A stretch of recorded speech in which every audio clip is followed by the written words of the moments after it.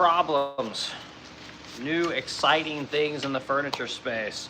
Anyway, I thought today we'd talk about this AI report came out from Microsoft, and it basically listed like the jobs that are going to be the most susceptible to AI, and then the jobs that are going to be the least susceptible to AI. So I thought we'd go through it. I didn't really look through it much. I kind of glanced at it, but I thought we'd go through it real quick. And honestly, guys, like the more I listen to people talk about AI, and I just kind of learn about what AI is and why people are so invested in it, the more I'm convinced that it's not the doom and gloom that people think. It's not Skynet, basically. You know, a lot of people think that that's freaking AI is going to be the end of everything, and there is a fear of that, and there's an element of that could be kind of trippy, but I don't worry about it too much. Like I said, as someone that works with their hands and provides a service that is extremely difficult to provide digitally, I just don't worry about it very much. I even think about, like, if you look at a company like Tesla, I think there's more machines making cars at Tesla than any other company in the world that makes cars. And I think about, like, well, could you automate a factory enough to make fine furniture? And again, I think you probably could to a certain degree, but at the end of the day, would anybody want it?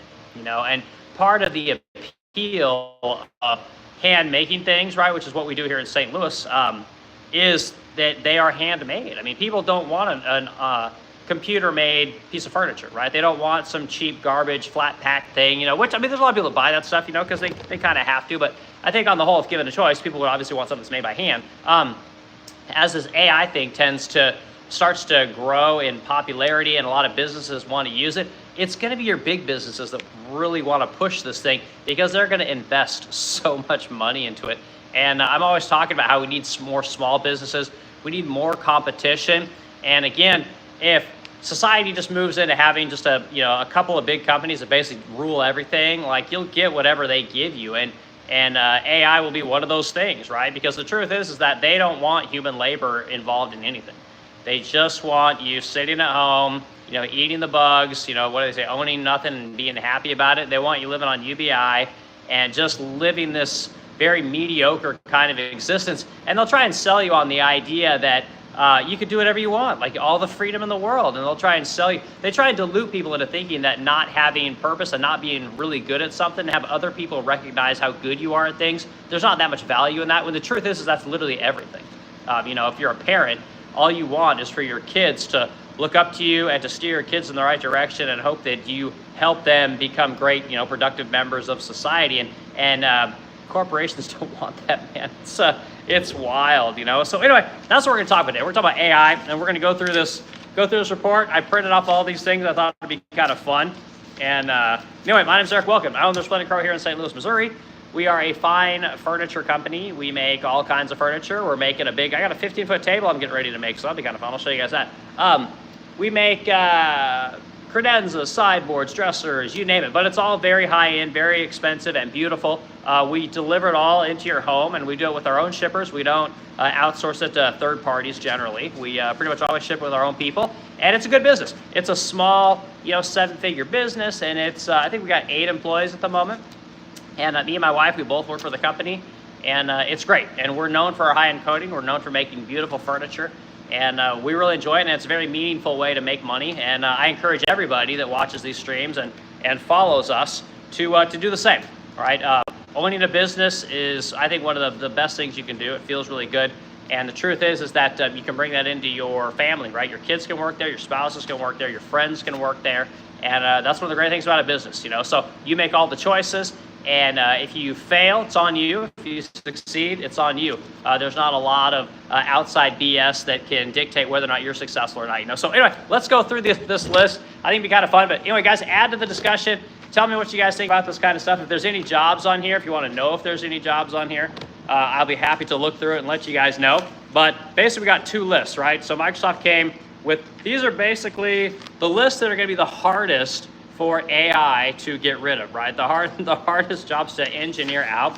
And then we got the list that's going to be the easiest, right? And I would ask you guys, what do you think is the #1 job that gets automated out by AI, right? And this made perfect sense to me because I use Google Translator all the time, and truth is that that's basically the number one job. Like translators and interpreters is number one. Because you don't need it with AI. I mean, like I said, just simple Google Translator. Like I can have a conversation with someone that doesn't speak the language that I speak, and it just automatically auto-generates our conversation. It's freaking awesome. So I don't know why anybody would have trouble speaking with anybody from another country or speak different languages, because like Google or AI will just take care of all that. So I thought that was kind of interesting. That was number one. The other thing was like a historian. Again, like, I don't know why historians make so much money. It's one of these deals where they're just going back and looking at data sets. They're looking at, old archives of information. Again, you can put all that stuff in the internet, the internet, and then AI can just look through it and tell you whatever you want to know. So that one's toast. But there were some other ones that I thought were kind of surprising. So you got, so basically it's broken down not only by how likely it is to be replaced, but by the number of jobs that it's likely to replace, right? So if we just look at it from, so number one was interpreters, right? Interpreters are done, but the most employed people was actually customer service representatives. Like they're all gone. And while I think that's true, I mean, how many of you have called a customer service person and it's just an awful experience? Like, you really think that AI is gonna make that experience any better? Like, you're there calling on the phone, and you're just, they're giving you all the options, and you're like, just give me the fucking person that talks on the phone. They make you go through all the different buttons, because really they don't want you to talk to a human. They just want you to take one of their canned responses and hope that that answers your question. So I don't know how much of the customer service representative stuff is actually gonna be farmed out by AI, but I don't know. We'll see. It's an interesting thing. But other jobs that were gone that I thought was kind of interesting: sales representatives of services. I thought that was kind of bullshit, because the truth is like when you go to have a service done, right? You go to have your car worked on. Maybe you're going to go get your hair cut, whatever. Like, you want to talk to a human. I don't think you want a computer. You're basically just filling out information to a computer and having them fix your thing. I think talking to a person is very important. Like, I just literally had my car taken to the shop a couple months back, and if I just had to do that on the internet and on a computer, I wouldn't like it. I want someone to listen to what I'm talking about when it comes to certain things. If I'm ordering a pizza, I don't want to talk to someone. I just want to order the pizza, go pick it up, or have it delivered and be done with it. But when it comes to working on my car, I want to talk to somebody. It's very important to me, and I think that customer service representatives are overrepresented on this list. So that's kind of how I would put it. But another big one that was huge was hosts and hostesses, and this one I think is completely wrong. I'm gonna circle it real quick. Truth is that, and I've got a whole list of other things I'll talk about with AI and why I think AI is kind of bullshit, to be honest with you.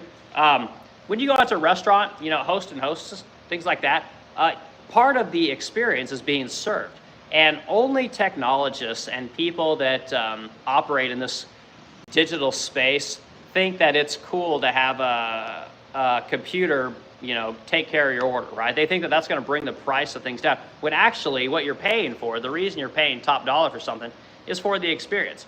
And I don't think anybody wants to go to a nice restaurant or someplace to sit down and have a computer for a bartender, right? Or just go sit down and watch a bunch of screens and have no interaction. I think that hosts and bartenders and people like that, humans, are a very integral part of going out and eating or going out to a bar or whatever. I think it's just super important. And again, the fact that it's highly represented on this list, I just think is complete garbage, So I don't think that that's going to be a thing. We got like counter and retail clerks. Like, I'm sure that'll be something. That kind of makes sense. Another big one is management analysis. Like, I had no fucking idea this was even a job. That's another thing. Like, if you look at these lists, it's hard to believe that these are jobs. Like, we live in a world of bullshit jobs, like the most amount of bullshit jobs I've ever seen in my life.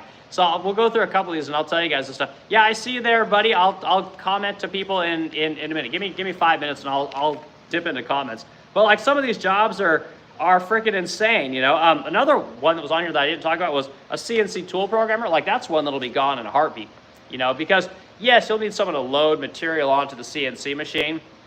But more importantly, you're going to need people to take that material off of the CNC router. And this idea that, again, AI is just going to take that job away. Like, again, I think it would be awesome for AI to program your CNC machine. And for people that don't understand what CNC programming means, basically, you have to tell the router bit on the CNC the path that it needs to take, right? You got to tell all kinds of information. You got to tell, how quickly to run that bit, right? The RPM level. You got to tell it how far to go down. They have all these accesses. You got X, Y, and Z. You know, and there's other accesses depending on how many accesses are on your machine. But you got to tell it all the information, right? You got to tell it what bit to take out of the tool carrier.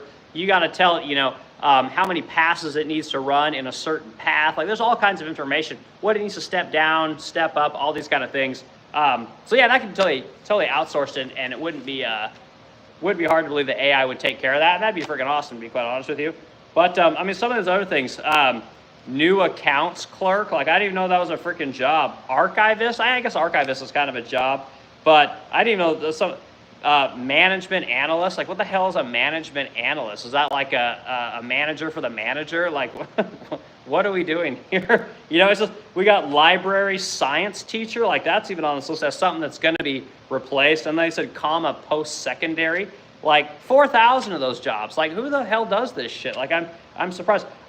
Basically it's a lot of analysis, right? We got news analysts, reporters, and journalists. Like those are all gone apparently. Nobody's going to want to listen to any of these people tell you a story. You're just going to get it from the internet, right? So that's kind of leads into one of my points that I wrote down in here. We got a real problem on the internet now with bots. We got a massive problem with like what you might call like internet political propaganda, societal propaganda. And what's happening is you got a lot of bots on all kinds of websites, but specifically the social media stuff. YouTube, Instagram, Facebook, TikTok, what's the other one, X, all these things. There's tons of bots, right? What they're doing is they're giving a lot of attention to certain issues that are important to whoever is controlling all these bots. I don't know how any of that shit works, but the point is that there's faux excitement about stuff, and there's faux attention given to things that most people really aren't that interested in. But because they get so engagement, it tends to draw in other people that are like, oh, well, if this is getting lots of engagement, what is this? You know, so there's a lot of issues there with letting AI take over a lot of these jobs, because the data sets you're going to get are going to be driven by somebody. And again, it can steer excitement and enthusiasm or emphasis on things that really aren't important to people. You know, they're important to somebody, but you don't know who, because you don't know who's, you know, taking care of all the chat bots, right? Who's you know, doing the likes, who's adding the comments. Are these real people? Are they fake people? Like, you just have no idea, you know, which leads to what's probably getting ready to come down the pipeline, which is we've had a massive move towards the digitalization of everything, probably since the 1990s, like hell, maybe even before that. But everything's become digital, and that's getting ready to change. Like, people are kind of getting annoyed with the content game. They're getting annoyed with just how much shit is on your phone. All the constant pinging, right? The notifications, the text messages, the likes, the comments, all these kind of things, the sales. I mean, you're always getting pinged. And I think people are getting kind of tired of it, to be quite honest with you.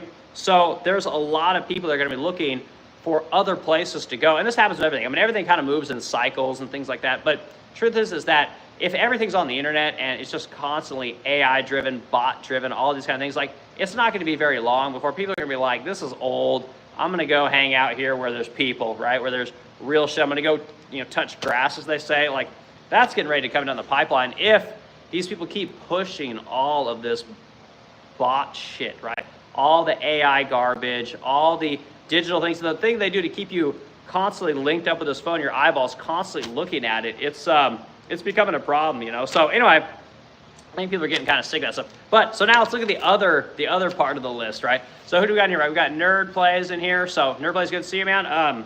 Glad you're here. Hit the like button, all those kind of things. I don't know who's going to like this content today, but this is what I felt like talking about. I did a talk this morning, more talk about tariffs, which was a pretty good conversation. Got a lot of attention. But go watch that chat from earlier this morning. So you guys are getting a 2 for today, doing 2 talks, because I thought this was kind of interesting. But anyway, so the jobs that AI won't replace, like some of these jobs, this kind of makes sense. Like, it's basically just, do you work with your hands? That's really all it boils down to. And the truth is that if you work with your hands, like, your job is safe.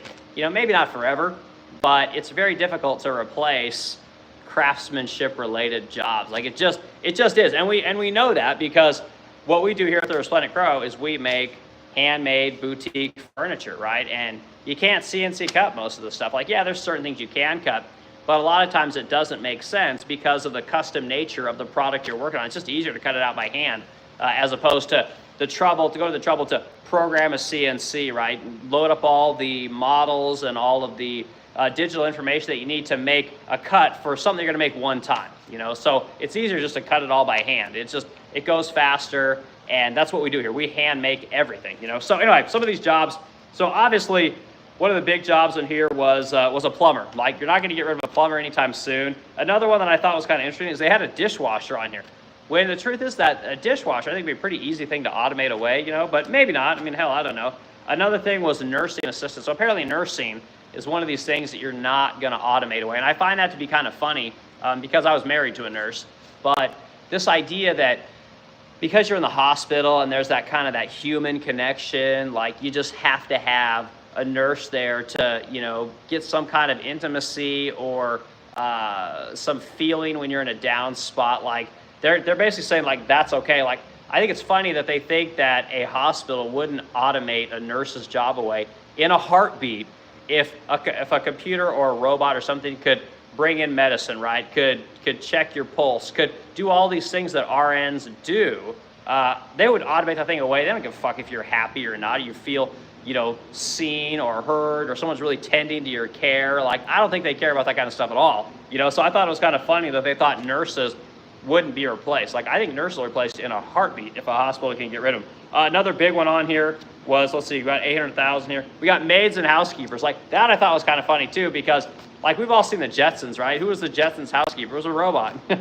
So this idea that you won't be able to replace maids and housekeepers with robots, I think is kind of funny too. But we got like Roomba robot. You guys see those little vacuums that run around? You got those kind of things all over the place.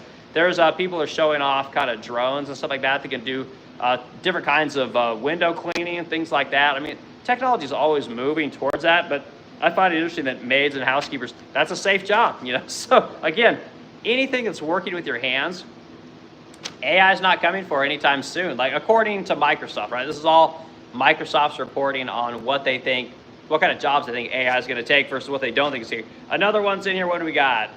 We got packers and filling equipment operations. Like that's kind of an interesting one. That's kind of a cool one. But if you look at the sheer number of jobs, right, and from what AI is going to take versus what they're not going to take, the number, if you just look at it, it's probably 4 times as many jobs that AI is going to take versus the jobs that they're not going to take, right? So they're basically saying that anything that is data-driven is gone, right? Anything that requires any kind of analytical thinking is gone. If you got a data set to look at, you got one data set here, you got another data set here, and you're supposed to look at those 2 data sets, that job's gone, So it's again kind of interesting, but there's not a lot of jobs on here that people aren't going to take. Like it really is kind of wild. Supervisors of firefighters is one thing that they're not going to take. Like there's some really weird kind of stuff. Ship engineers, apparently they're not going to take that job. I find that to be hilarious. I think a ship engineering job would go away in a heartbeat. If you've got 20 years of ship engineering, and you have all the standards that go with shipbuilding, you got all your SAE standards, your European standards, and you got all these data sets. I would think AI could build a ship in a heartbeat, like super easy, So I'm kind of surprised that ship engineers on there. Another one, tire repair and changers. That's hilarious. They're not going to, apparently AI is not going to take your job if you change tires, But, highway maintenance worker, that's on here. It's just like anything that's hard, right? And I'm always talking to you guys about working hard, and it's this, again, we were sold this idea 20 years ago that you're just going to go to school, you're going to get a college degree, and then you're going to sit in some office. You're going to go be some research geek, and it's going to be easy. You're going to have climate control. You're never going to have to get dirty, because getting dirty is for the losers, right? Only losers go and work with their hands. Like I heard this most of my life, and I find it hilarious. It's absolutely hilarious to me because it turns out that the jobs that are actually in demand and needed are the dirty jobs, because nobody wants those, right? And if we end up with this, kicking out a bunch of illegals and things like that, it's only going to grow those jobs. I mean, it is what it is, and it's kind of wild, to be quite honest with you, that it ended up working out that way. But the truth is that you can't automate hard work. You can't fake hard work. There's not a lot of bullshit jobs that are hard work.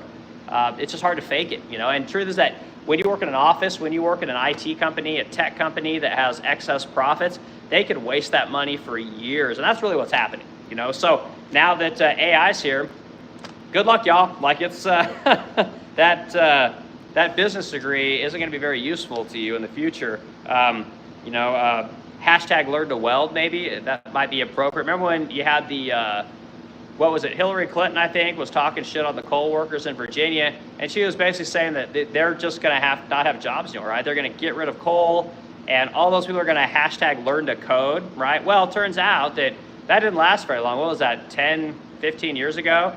Now all those people got their degrees, they learned to code, and they're all out of work. They're going to be out of work. Anyway, yeah, if you followed the path of college, like, sorry, but you're in trouble, you know? So I say it all the time on this channel, you know, start learning a trade, learning a skill, learning to work with these, because your hands are not more valuable than your head, but they're worth a lot more when you use both of them. And this idea that, you know, the person that works smart forever is going to get rich and be the rich one is going to work for a few people. It's not going to work for everyone. So the thing that's going to pay off for you is learning to work hard, learning to make things, learn to make interesting things, learn to design things. AI cannot take away good design, you know. And some of the things I want to talk about that are unrelated to these lists, but are hyper important, are things like branding, you know. And if you're in this feed this long, I mean, what did I talk, 20 minutes? Okay, so there's things that AI can't take. There's things that the smartest people can't take, that they can't, you can't train it away, as they say, right? You can't take design and distill it down to ones and zeros. Like, it just doesn't work. Most things that are designed by AI and artificial intelligence, all these kind of things, they look fake, right? The AI is not there yet. The design proportions, the design styles, the things like that, it just can't do it. Maybe someday it will be able to, but if you could learn design, you'll have a job forever, right? And if you're, more importantly, if you're the person that not only designs the thing, but builds the thing, you're just way ahead of the game, right? People that just strictly design things, but they don't actually make the stuff, are at a major disadvantage. So I'm always telling you guys, learn to make things. When you design something, go make it, because you'll learn more about what's wrong with a thing when you make it than you will by just designing it and letting somebody else deal with it, or just designing it and putting it away, right? If you just become the design person, you're gonna fall behind, right? It's very important to make stuff and design it. It's hyper important, I think. You know, so other things I wrote down, when AI comes into play, or robot technology or anything like that, the most important thing is, it took me a while to learn this, but basically when you have, pick something common, like let's talk about, again, we'll say woodworking, right? Because we talk about woodworking, okay? So there's a million people talking about woodworking, right? The idea of, let's say, making a dado and a rabbit joint, right? There's a million videos about how to make a dado and how to make a rabbit. If you're someone who makes really cool stuff, if you have a great way of speaking, you're entertaining, you're any one of these numbers, you're good at explaining things, if you're good at any one of these number of things or combining these things, people will pay to see you talk about it, to hear you talk about it, to see the things that you're building. Even if you build something that a million other people have built, right? You're building a drawer box, right? There's a million videos on how to build drawer boxes, and you can build the exact same drawer box as everybody else. But if you're interesting, entertaining, people like you, they will pay to see you. They will choose your content over somebody else's content. And that's how you can beat AI every time. Like, it just, as more and more people start to think that they can get rich by using AI to, you know, make videos, movies, tutorials, whatever, educational content, all these kind of things, people are going to see that, like, this is all bullshit, right? And they're going to want to learn from authentic people. And there will, I won't say there'll be a revolt, but there will be a push to be a real thing that makes real stuff, right? And again, that's why AI is so difficult to replace people that work with these. So if you're making content and talking about how to do this, it's going to be hard to compete with that if you're a machine, right? If you're AI, if you're one of these people that just makes content with other people's content, like, it's going to be very difficult, you know? So I thought that was a cool thing. I wrote that down to talk about it. And I talked about internet bots. Like, we have just a massive problem with internet bots right now. They're just everywhere. Like the internet isn't real. The people that are talking to you on the internet, a lot of them aren't real. The content that you see on Facebook, a lot of it's AI generated. It's not real. It's wild. Like I always talk about the people trying to sell you guys content on how to make furniture. Like a lot of that shit's bullshit. Like just so much stuff out there that is garbage content. And with the growing of AI and all this artificial everything, you're going to see more and more of it. And so the idea of being a real person making real things is going to become more valuable. It's going to be more valuable than it's probably ever been. So that's a good thing. Another thing I wrote down was emerging markets, right? So every time a door closes, another door opens, you know? So if we had been a world where it's almost like dystopian with the amount of people that are trying to live on the internet, trying to operate on the internet, and try to sell things digitally, all these kind of things, it's just a matter of time before a market opens up, which is the antithesis of that, right? There'll be markets that will open up where you're going to use old technology. People aren't going to want to, use the latest and greatest AI tools. They're going to want to use, old 8-bit video game technology. They're going to want to use old, MySpace technology. They're going to want to use old woodworking technology, old t-shirt making technology, and you'll see a push against aggressive futurism, right? And it'll move backwards, or there'll be a group of people that will move backwards, and there'll be a tug of war between what's popular. And that's how a market always opens, right? It's important for people to understand that just because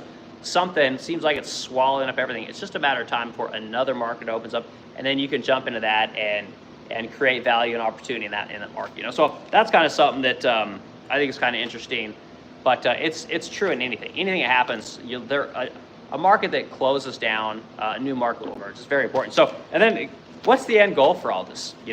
Why is there such a large push for AI, for being on the internet, for digital everything? And what I think the main goal and the end goal for everything, if I'm being completely honest, is this thing called transhumanism. And it's not something that's talked about a lot. It's not very well understood. But basically what you have going on right now is people are trying aggressively to come up with a way to take what's in here, your brain, your soul, whatever you want to call it, and put it on the internet, right? They want to be able to live forever.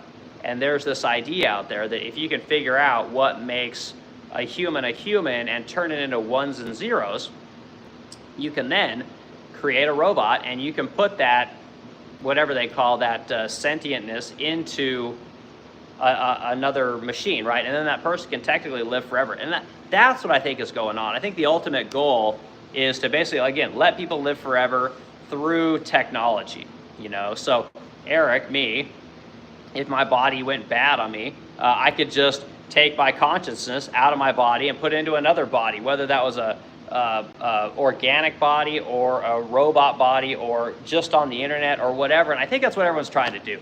I think the physical world is a thing that, especially like these technology people, they just don't understand the road that we're going down with pushing technology so aggressively. And when you take everyone's jobs and you get rid of them and basically give them to machines, which is what's happening. That's where the whole outsourcing thing is. They first started off by just outsourcing everything because labor is too expensive. When labor in the rest of the world gets too expensive, well, then they'll just move to robots, right? And with a company like Tesla, what you have is you basically have robots making robots, which when that happens, it's all over, So what they're going to do is they're going to try and figure out how to get what's in your head into a machine.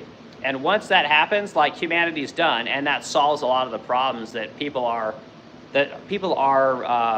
theorizing are going to happen, right? The idea that climate change is going to destroy the world. There's too many people. There's not enough food. There's not enough fresh water. There's not enough petroleum. All these things that people talk about, all that shit is fixed when you just have machines making machines. I mean, we've all seen the movie The Matrix. I mean, there's a version of, they don't really talk about the machine side so much, but that's kind of where it's going.